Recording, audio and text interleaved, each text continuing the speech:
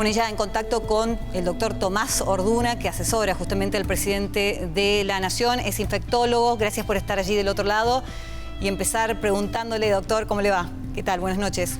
¿Qué tal? Buenas noches. ¿Cómo les va a todos? Bueno, tenemos acá desde anoche la situación de que Córdoba capital se convirtió en una ciudad de transmisión comunitaria del virus. Primero preguntarle qué significa esto y cuán gravoso es esta situación, ¿no? Tan distinta de la que veníamos a lo mejor o no hasta acá llevando los cordobeses. Bueno, lo que usted está mencionando sin dudas lo pone en una situación ahora de un trabajo mucho más importante desde el punto de vista de sostener el aislamiento, sostener el distanciamiento social y por supuesto a los equipos de salud de estar mucho más alertas para cualquier paciente que cumpla con criterios de sospechoso, en el cual este sospechoso ahora no necesita venir de fuera de la ciudad de Córdoba, sino el estar en la propia ciudad de Córdoba ya es suficiente para que ante la presencia de fiebre, con tos o con dolor de garganta o con dificultad para respirar, o lo que hemos agregado hace 2 semanas, la aparición súbita junto con la fiebre de alteraciones del olfato y del gusto, ¿sí? Ya con esa sola situación de estar en la ciudad de Córdoba, el hecho de haber transmisión comunitaria me obliga a que hagamos entonces la definición de caso sospechoso y hacer la prueba diagnóstica para una eventual portación de virus COVID. Bueno, entendemos entonces que deja de buscarse el nexo causal, ya directamente cualquier sospecha de esos síntomas recién mencionados significa un posible caso, por lo tanto habrá que estar mucho más alerta. ¿Es así?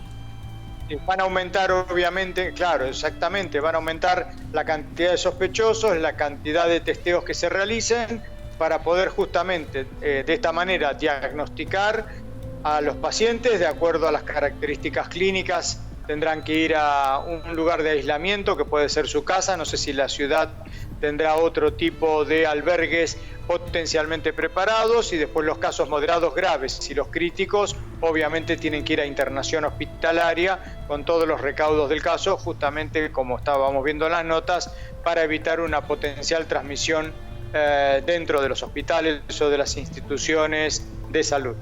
Bueno, ahí está, vuelvo justamente a ese tema, ¿no? La preocupación por el personal médico, teniendo en cuenta que acá hay un hospital privado que tuvo numerosos casos de coronavirus, por lo tanto se puso en cuarentena una gran cantidad de personal sanitario que al mismo tiempo trabaja también en instituciones públicas. Entiendo que esto pasará también en el resto del país. Y en ese caso, ¿qué va a pasar cuando se empiecen a cortar la cantidad de las manos médicas para atender? Bueno, esto es un fenómeno que por supuesto lo venimos observando desde Italia. En España ha sido muy importante el número de personas del equipo de salud. De hecho, por ejemplo, en el día de hoy ha habido el doble de personas positivas dentro del equipo de salud que de personas de la comunidad en general. Lamentablemente, nosotros somos, por un lado, partícipes de la asistencia de pacientes positivos. Por otro, convivimos en la propia comunidad. Y también ustedes mencionaban que por las cuestiones históricas tenemos que trabajar en ocasiones no menos de 2 lugares cuando no son 3 o 4. Esto pasa con muchos miembros del equipo de salud, no solamente los médicos. Es muy común para el personal de enfermería, los bioquímicos, incluso personal de maestranza, mucamas. O sea, el pluriempleo es otra de las cosas que se agrega y que por supuesto amplifica la posibilidad de adquirir el virus en la comunidad o en cualquiera de todos los lugares donde nos toca trabajar. Por lo tanto, siempre es un riesgo que aumenta en el modelo sanitario argentino este pluriempleo, la posibilidad de adquirirlo y de llevarlo de una institución a la otra. Ahora, doctor, pasó la primera semana de la posibilidad de aquellas localidades llamadas blancas donde no circula el virus de tener una apertura parcial de los comercios, de las profesiones independientes. ¿Qué balance se puede hacer de esta primera semana y antes de tomar una futura decisión en otra más por delante? A ver, en principio, si pensamos en los 8 días aproximadamente y pensando que 5.5 es el promedio de días de periodo de incubación, que puede llegar hasta 14, pero 5.5, ayer tuvimos poco más de 100 casos, no estamos viendo reflejado a nivel país que haya aumento de los casos confirmados, ya habiendo pasado poco más del 20% del periodo estándar de incubación. Por lo cual, en principio diríamos que no ha generado ningún tipo de aumento de contagios. Esto hay que monitorearlo día a día, semana a semana, y ahora veremos el fin de semana qué otras medidas de alguna manera de flexibilización o de administración del aislamiento con aperturas posibles de actividades se generan desde el Ejecutivo Nacional, que después por supuesto será evaluado por los provinciales y municipales, pero tenemos que ir sin duda, si esto ya es Vox Populi, tenemos que ir viendo cómo logramos poner en la balanza la protección de la salud y de la vida y por otro lado el comenzar a movilizar el aparato productivo, porque de lo contrario tenemos ya una gran repercusión en todo lo que hace a la economía del país y bueno, insisto, ahí ya estamos todos viendo cómo hacer para seguir abriendo los grifos de la producción sin que se nos vaya para atrás lo conseguido por toda la comunidad, porque este es un esfuerzo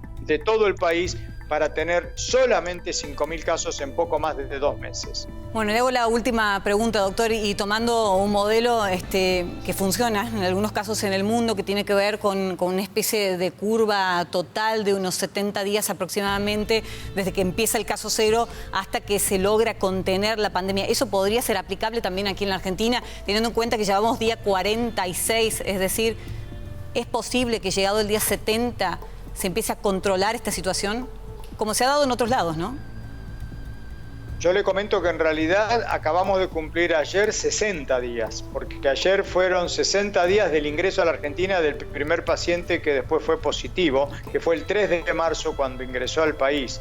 Con 61 días transcurridos nosotros no podemos pensar en 70 porque faltarían solo 8 o 9.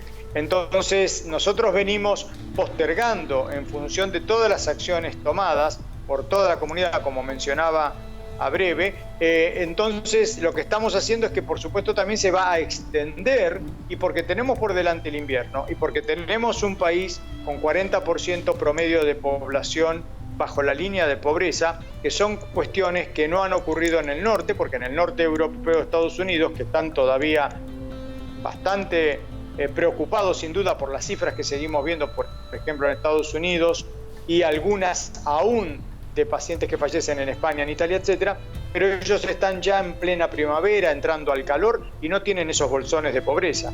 Nosotros tenemos esas dos variables que por primera vez vamos a ver qué poder ejercen sobre lo que estamos haciendo, que está muy bien a la luz de las cifras. Muy bien, muchas gracias, doctor, muy amable. Buenas noches, que estén muy bien. Buenas noches.